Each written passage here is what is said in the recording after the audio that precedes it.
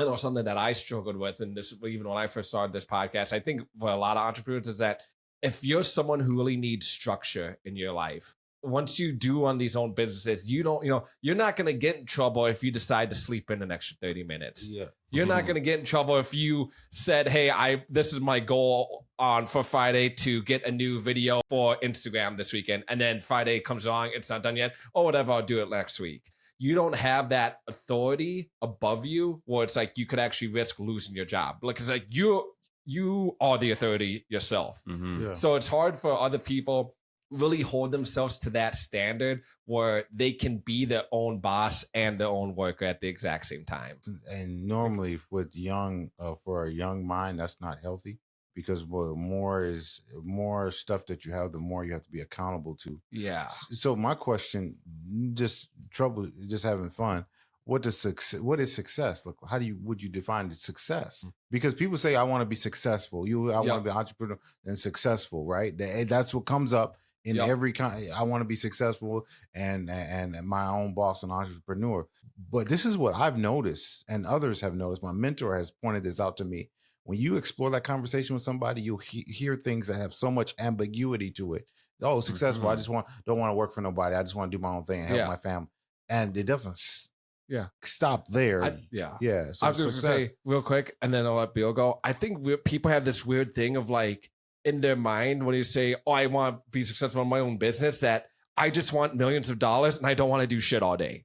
That's exactly what it is. Like they don't understand. Like I don't want to do anything all day. I got a story. I got a story. So hold on, real quick. Yeah. Okay, hold off or no? I'll forget the story. Okay, you go first. So the story.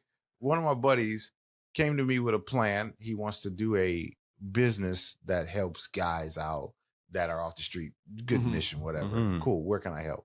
My goal is, as a friend, if somebody tells me what they want to do, their ambitions, their desires, my response is always, where can I help? Where can I help? Oh, you want to do what? Where can I help? You running for what? Where can I help? That's what I'm trying to do. Cool. He goes, yeah, I just need somebody to talk to that can show me how to do it.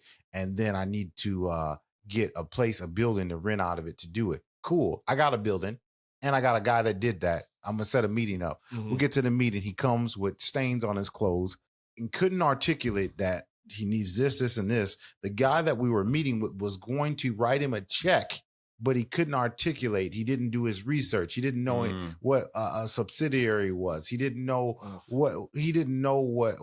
how to get insurance on a building. He didn't know none of that. He just had a thing. Oh, I want to get some young guys to get off the street, stop selling drugs.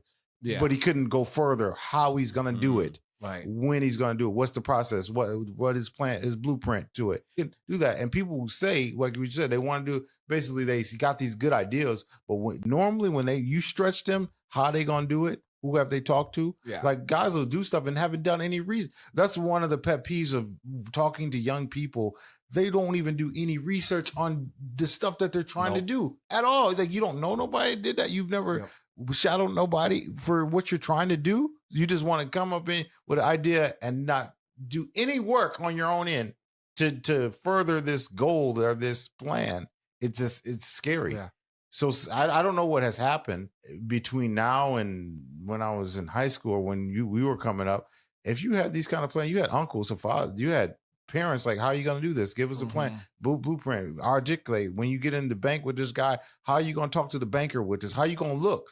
What kind of eye contact are you going to make? You can't tell the banker, you know what I'm saying? I'm just going, no, they're going to be like, I don't know what you're saying. Yeah. We're not going to give you the grant. We're not going to give you the loan. We have to start somewhere. When the business, when I see Bill, I'd be like, man, this dude, you have no door shut. Everybody's going to open. Yep. Come on in, sir. Yeah. But that's the story. Like he couldn't ended up not getting, until this day is still not started because he can't put no energy into it outside of himself.